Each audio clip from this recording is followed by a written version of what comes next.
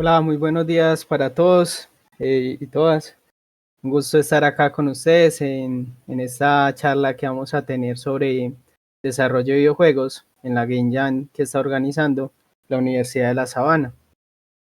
Me presento, soy de Medellín, mi nombre es John Alexander Sosa, hago parte del equipo de desarrollo de Atomy Studios SAS y ya llevo 3 años como desarrollador de videojuegos.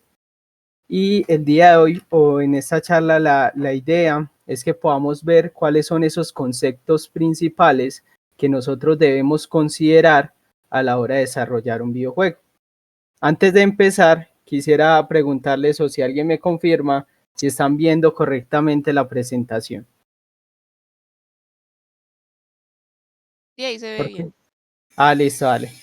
Y Dios les pague. Listo. Entonces empecemos.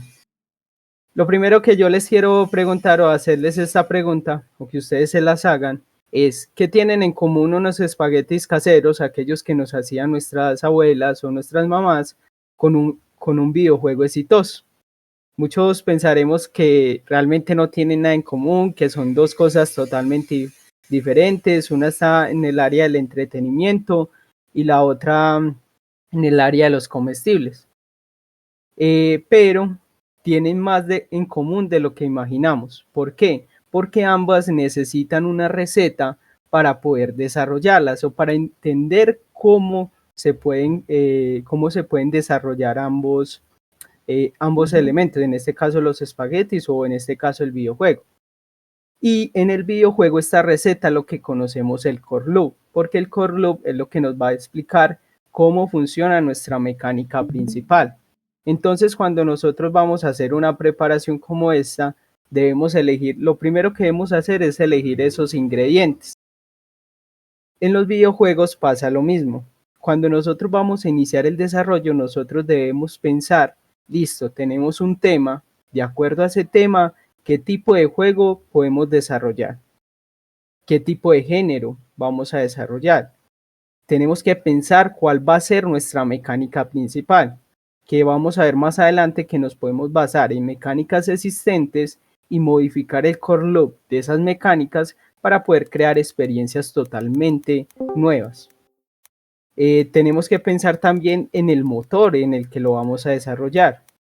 Tenemos que pensar en efectos sonoros, efectos visuales y un montón de ingredientes que van a componer el desarrollo del videojuego que nosotros hemos planteado desarrollar. Luego de eso, luego de ya tener como establecido cómo va a funcionar el juego, cuál es la mecánica principal y dónde la vamos a desarrollar, hay que empezar a coccionarlo o a cocinarlo.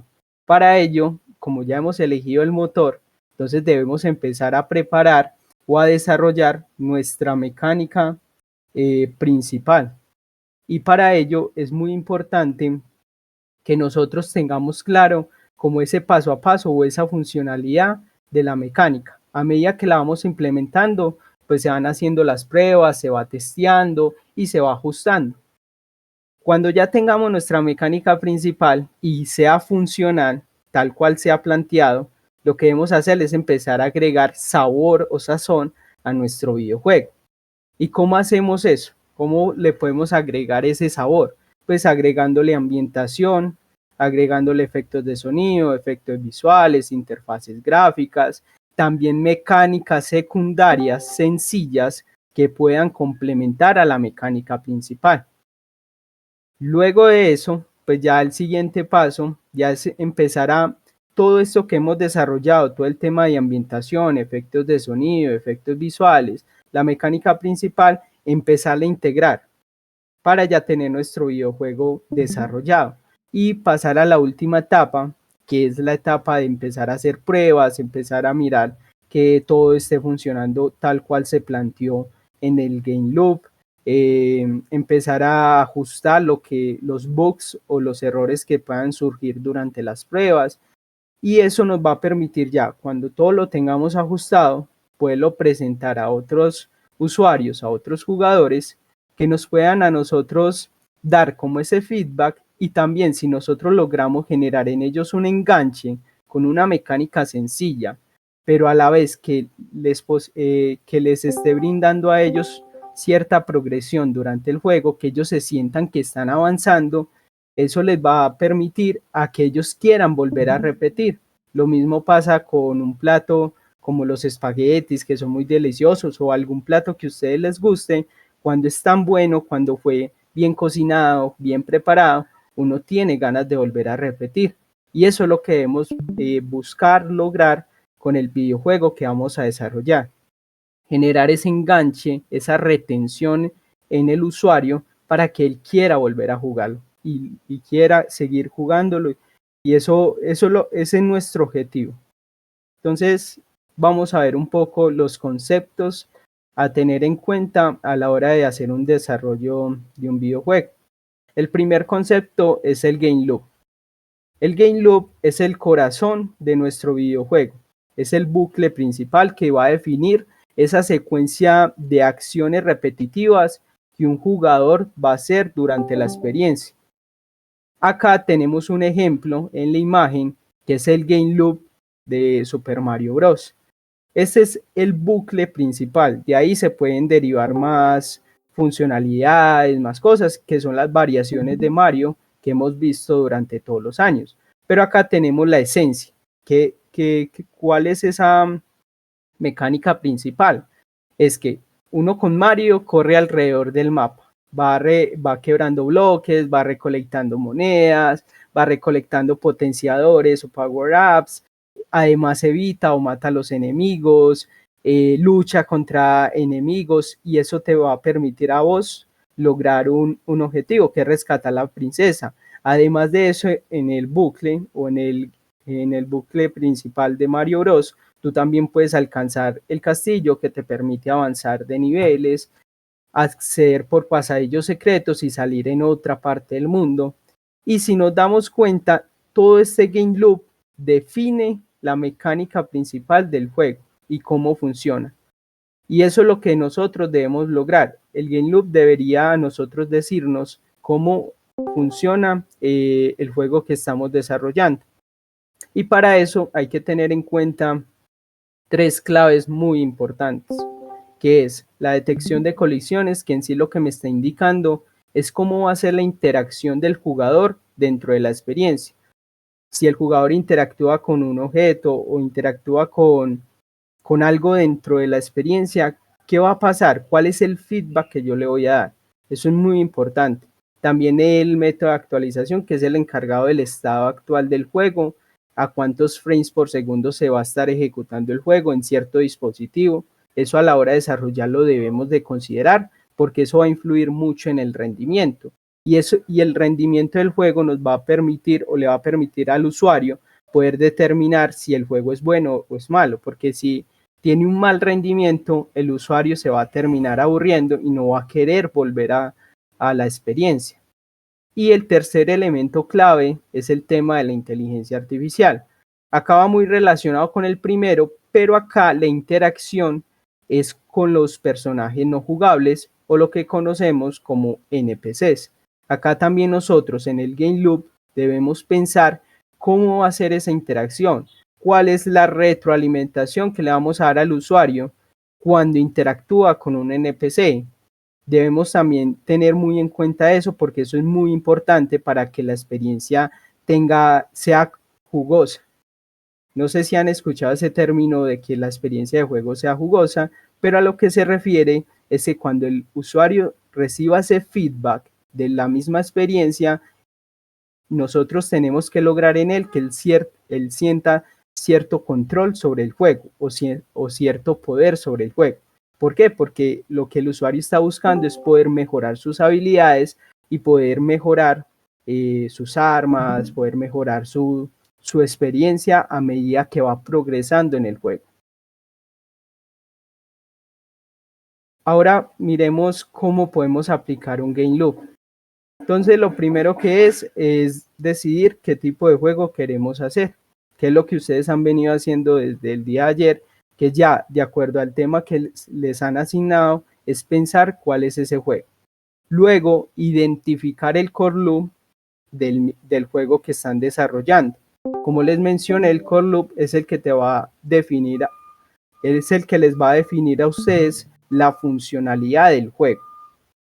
Lo segundo, ya si ustedes lo quieren ajustar, por ejemplo, si se basaron en un juego ya existente, lo ideal es que ajusten ese bucle de juego o ese core loop a su gusto y a la experiencia que quieren lograr, que ya ahorita vamos a ver unos ejemplos de cómo se puede hacer y cómo afecta ese cambio en la experiencia de juego.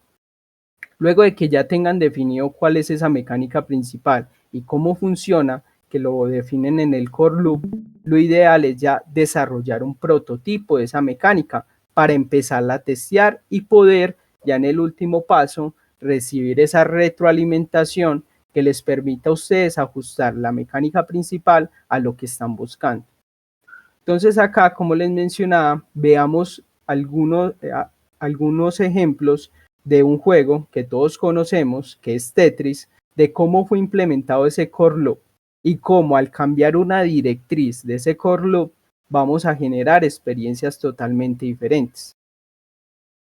Tetris consiste, como todos conocemos, en que va a aparecer una pieza que cae de la parte superior. Luego, durante la caída, a medida que la pieza va cayendo, nosotros la podemos rotar y irla posicionando alrededor del tablero. Pero cuando ya llega a la parte final, ella se va a mantener en su última posición. Y si hay líneas completas, pues esas líneas van a desaparecer. Esa es la mecánica que siempre hemos conocido de Tetris y la mecánica principal. Ahora veamos qué pasa si cambiamos esta última directriz, que cuando hay líneas completas desaparece. En este caso vamos a decir que ya las líneas, además de desaparecer cuando se completan, también uno en ese instante puede atacar a otros jugadores. Entonces, ahí totalmente ya la experiencia cambió. ¿Por qué? Porque a medida que uno va posicionando las piezas y va logrando de que los bloques o que las líneas queden completas, uno no solamente está reduciendo su torre, sino que también está atacando a otros jugadores. Y eso ya estamos ante otra experiencia totalmente diferente, que es Tetris 99.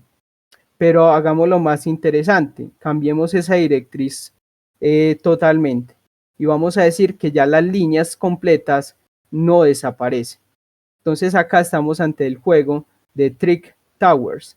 En este sigue la misma base, si se han dado cuenta esto no ha cambiado, las piezas siguen apareciendo desde la parte superior, a medida que van cayendo tú las puedes posicionar, las puedes rotar y cuando llegan a la parte inferior se mantienen en esa última posición. Pero al cambiar esta directriz ya el objetivo es diferente, ya el objetivo no es reducir la torre, sino lograr hacer la torre más alta antes de que la torre se caiga.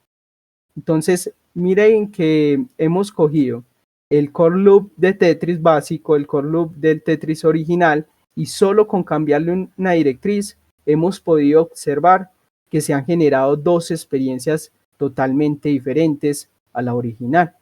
Por eso es tan importante tener muy claro y tener muy bien definido cómo es el core loop de nuestro juego, porque es lo que nos va a indicar a nosotros cómo funciona nuestra experiencia y cómo funciona la mecánica principal de la experiencia que estamos desarrollando.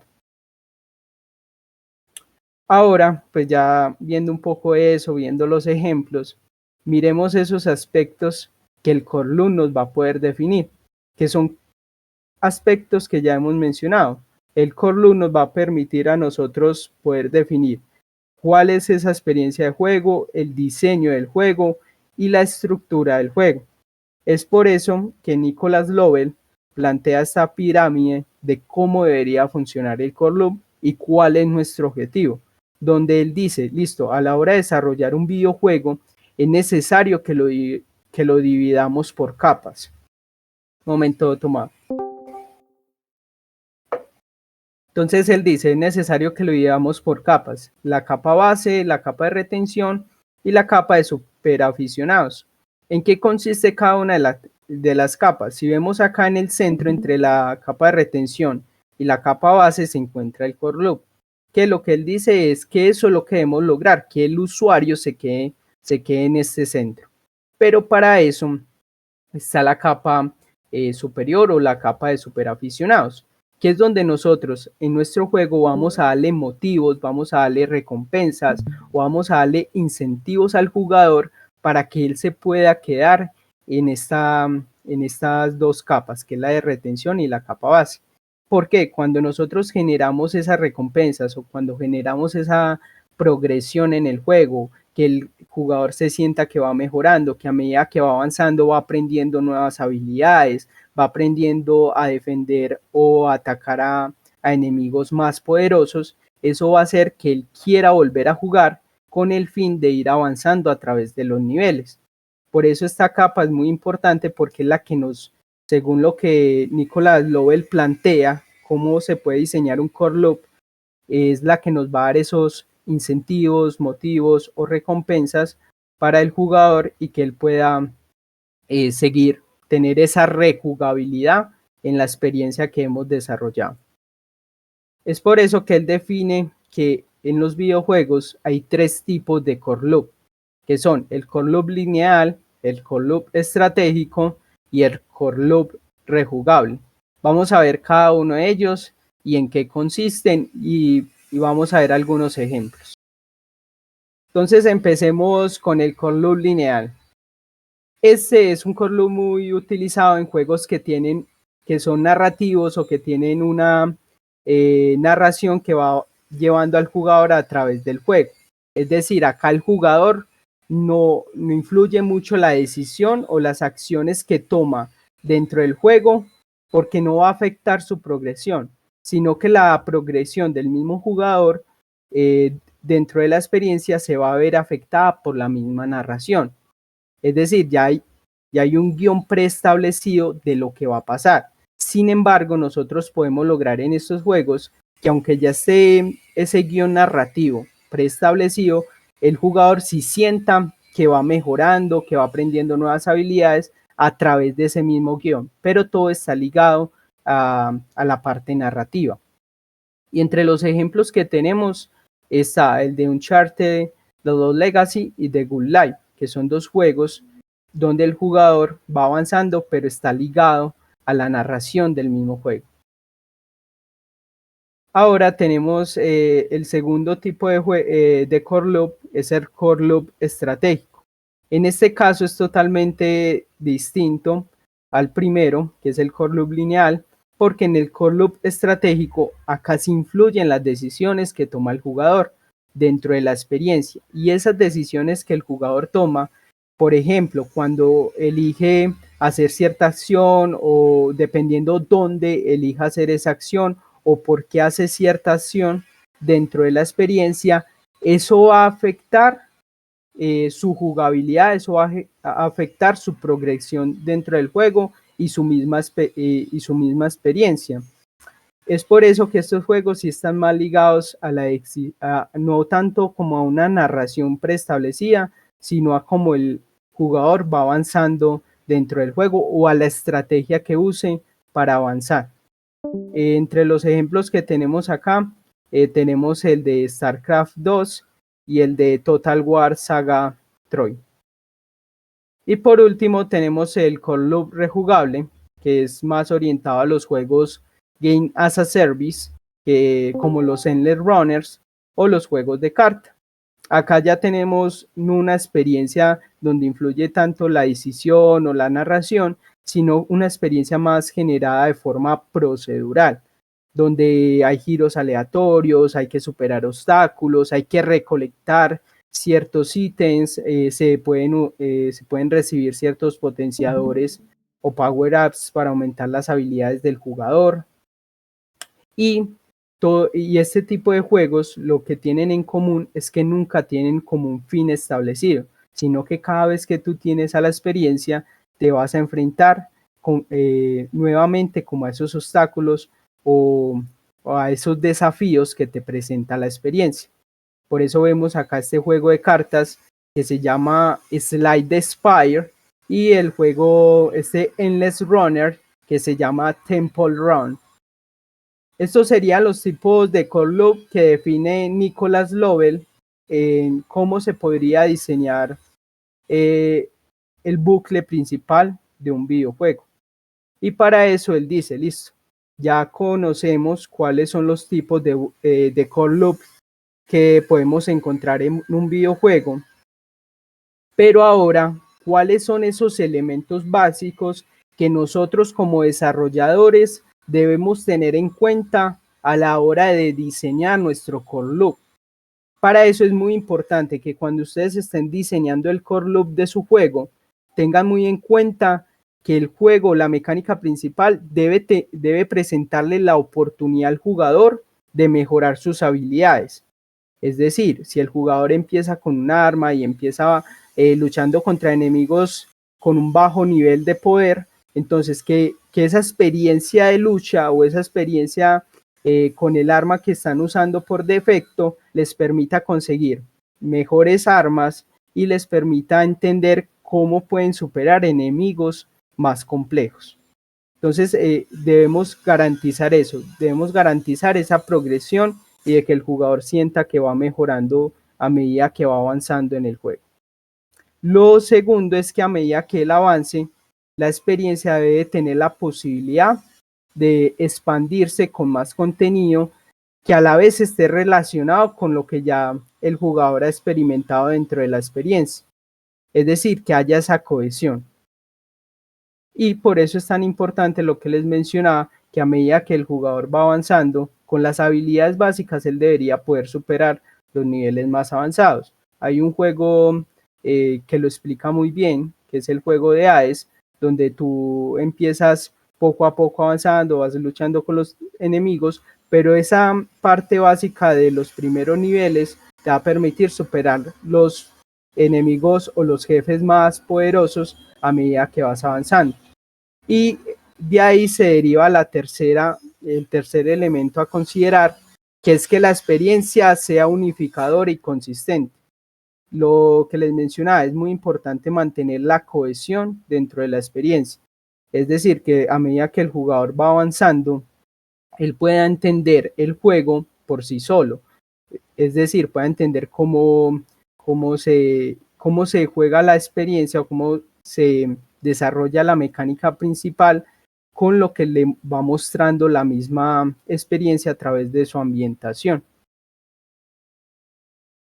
Y ya viendo un poco estos dos conceptos que en sí son los más importantes para nosotros poder tener un desarrollo de un videojuego exitoso, que son el Game Loop y el Core Loop. Ahora vamos a ver esos tips o consejos para que ustedes puedan realizar una buena Game Jam. Lo primero, es muy importante que lo que ustedes vayan a desarrollar sea un mínimo producto viable. Muchas veces en este tipo de competencias o de concursos, nosotros nos desbordamos queriendo hacer muchas cosas, pero ese no es el objetivo.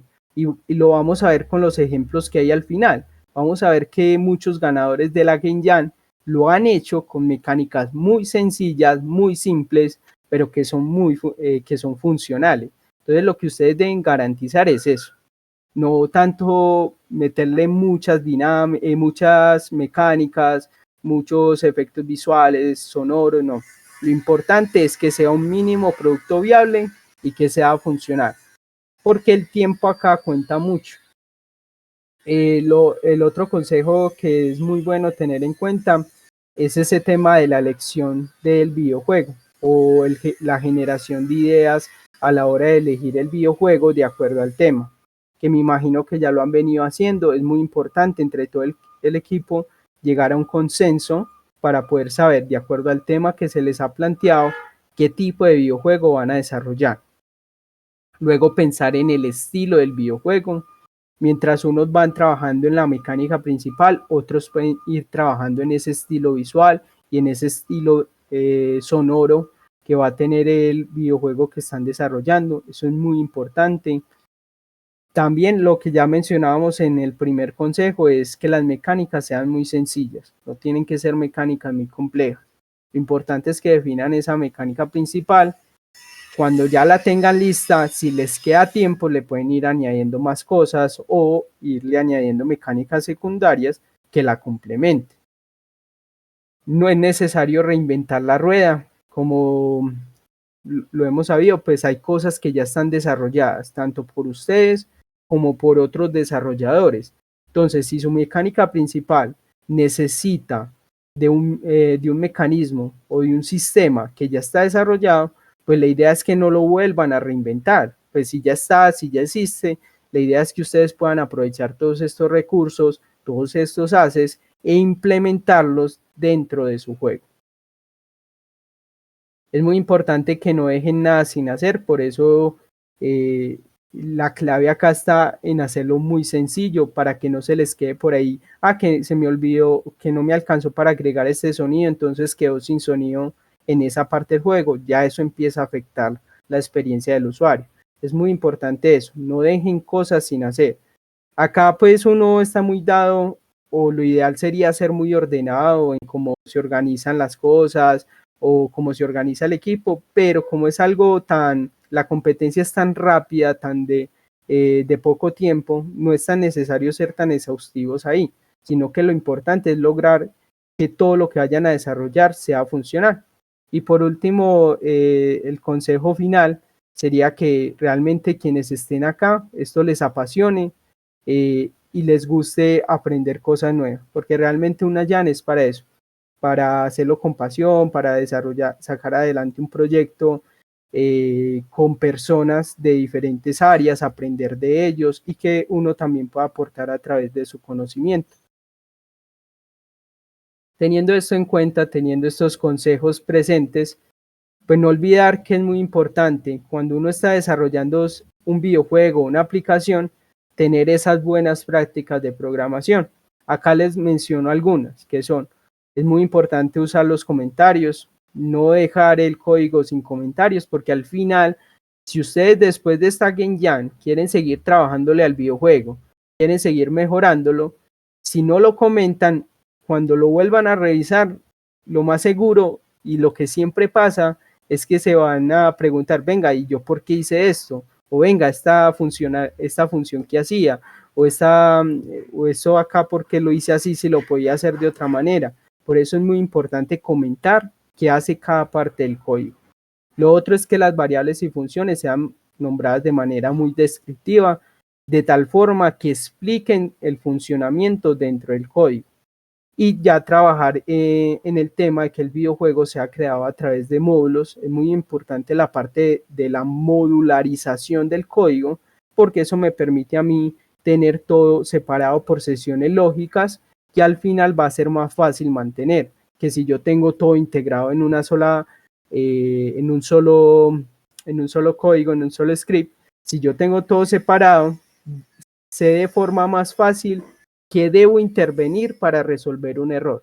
Y eso no me va a afectar el resto de módulos o el resto de código, porque todo está separado. A nivel lógico, todo está separado. Entonces eso es muy importante a la hora de empezar el desarrollo.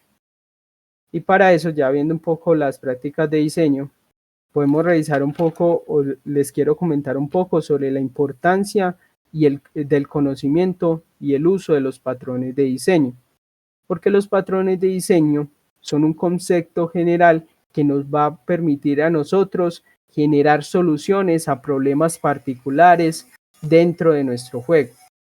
Además, los patrones de diseño nos permiten a nosotros escribir código mucho más claro, mucho más conciso, que se pueda tener una mejor comprensión del mismo código y que a futuro pueda ser un código mantenible y escalable. Esto nos va a permitir que a la hora, si implementamos un patrón de diseño, podamos reducir los errores y el tiempo de desarrollo. Entre los patrones de diseño tenemos 3 tipos, que son los patrones creacionales, los patrones estructurales y los patrones de comportamiento. Los patrones creacionales son aquellos patrones de diseño que nos permiten a nosotros crear objetos reutilizando código. Es decir, si nosotros tenemos un código que hace cierta funcionalidad, que realiza cierta tarea, lo ideal sería coger ese código y poderlo reutilizar en varias partes de nuestro sistema con el fin de poder crear objetos en esos diferentes partes del código de la aplicación. En cambio, los patrones estructurales ya tienen un concepto totalmente diferente. ¿Por qué? Porque acá ya tenemos objetos y clases que lo que vamos a hacer con esos objetos y clases que define nuestra aplicación es ensamblarlos para poder generar una estructura mucho mayor. Acá hay un ejemplo en la imagen que es que si estamos construyendo una casa, digamos que la aplicación en nuestra casa, nosotros tenemos objetos, en este caso serían los objetos y las clases serían los ladrillos, el cemento, las herramientas y cada uno de estos elementos que van a componer la casa. Entonces la idea es que todo esté separado a nivel de clases. Para eso es muy importante acá ya en los patrones de diseño entra el paradigma de la programación orientada a objeto para que nosotros esos objetos y esas clases los ensamblemos y generemos estructuras mucho más complejas y mucho más flexibles. Y por último, tenemos el patrón los patrones de comportamiento. Estos ya son una solución que se adaptan más al comportamiento de la aplicación.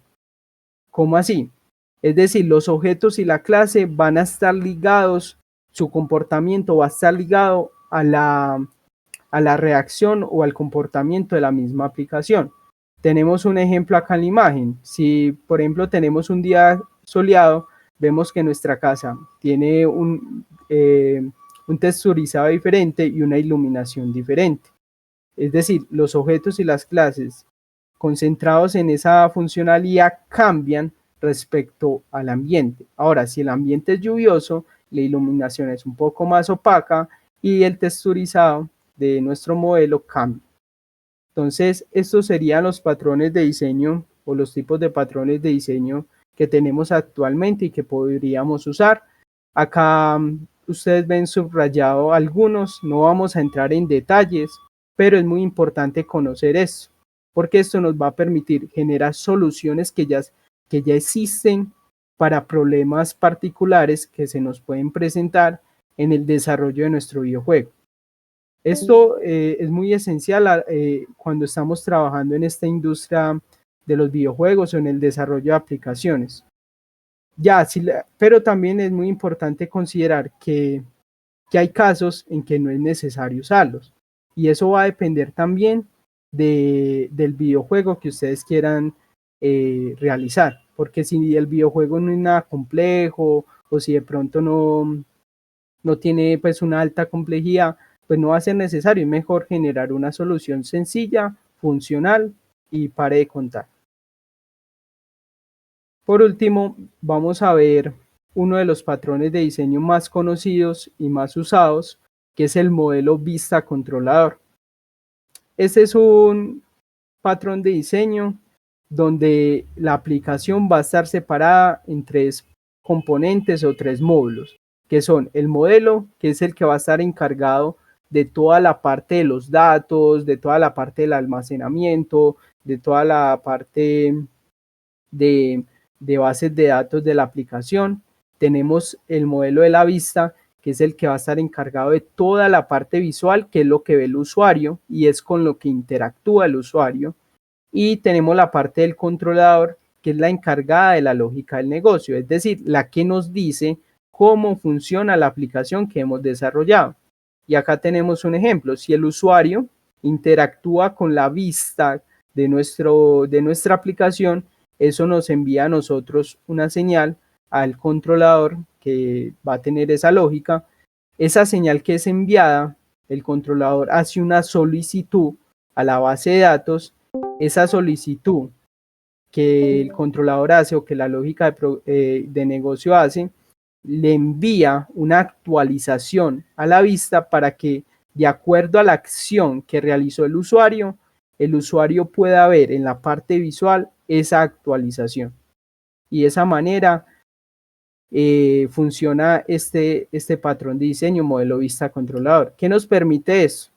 Que a futuro nosotros no tengamos integrado la lógica de negocio con el almacenamiento de datos o que la parte de la vista se esté encargando de manejar la base de datos o de manejar la lógica de negocio, sino de que quienes estén encargados de la parte visual puedan trabajar a la par con quienes estén encargados de la parte de la lógica de negocio. Y ya luego la comunicación se va a hacer a través de eventos donde yo puedo consultar y yo puedo enviar información a los demás modelos, sin ir a entrar a intervenir como internamente en el modelo y irlo de pronto a afectar.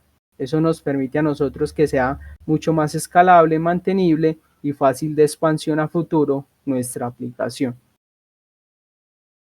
Entonces ya por último, ya para terminar, acá les quiero mostrar algunos de los juegos que participaron en la Game Jam de Itch.io del año 2023.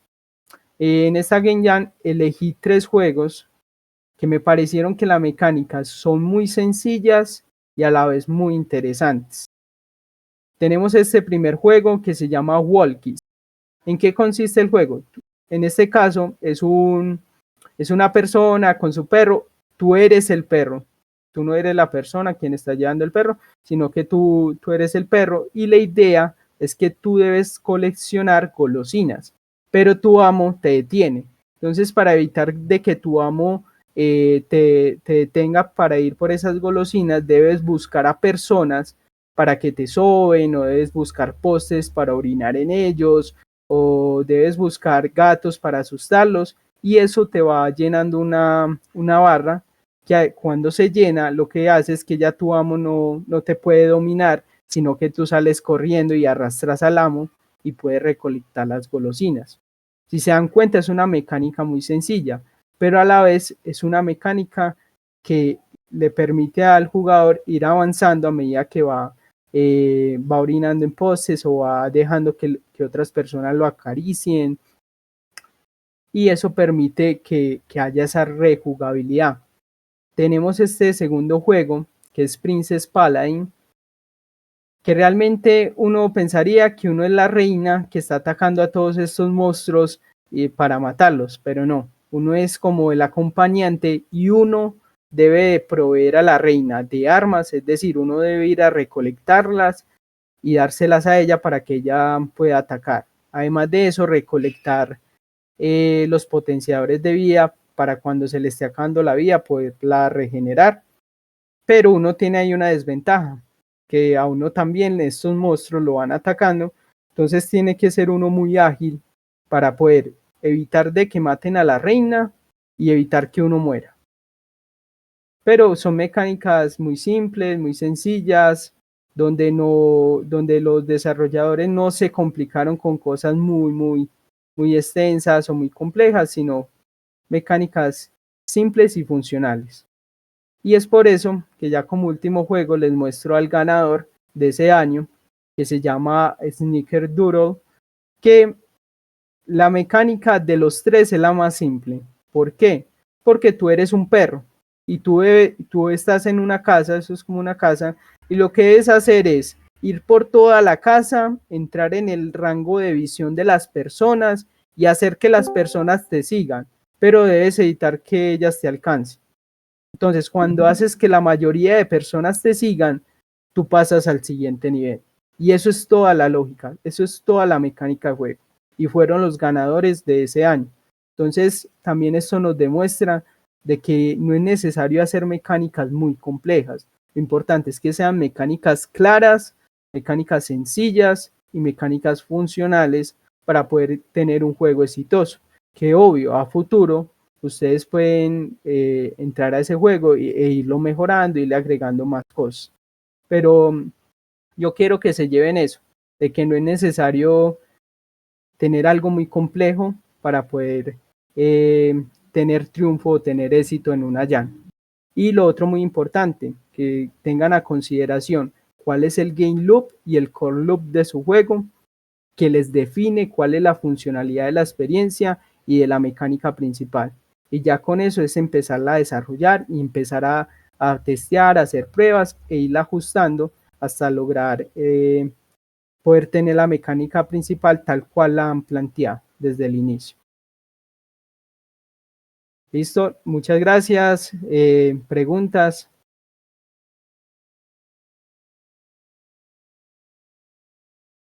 Ya yo pongo por acá el Discord para verlos. No sé si tengan alguna pregunta o... Sí, yo sí tengo una pregunta. Sí, dime. Eh, para un juego casi en su totalidad narrativo, mm, no sé si has jugado What Remains of Edith Finch o algo así, sigue teniendo que estar ese concepto tan fuerte de game loop. Sí. Ok. Sí, porque igual tú tienes que definir, o sea, lo que te va a definir el game loop, tengamos esto muy presente, el game loop a mí me define cómo funciona mi mecánica principal.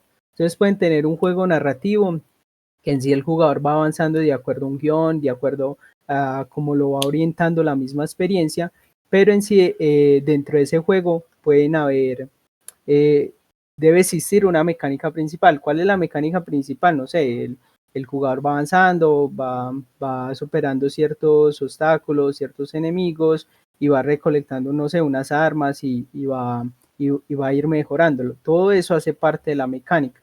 O sea, lo que te va a hacer, lo que les va a hacer entender el core loop o el game loop es cómo funciona su mecánica principal, aunque sea un juego narrativo o aunque sea un juego estratégico, es importante nosotros definir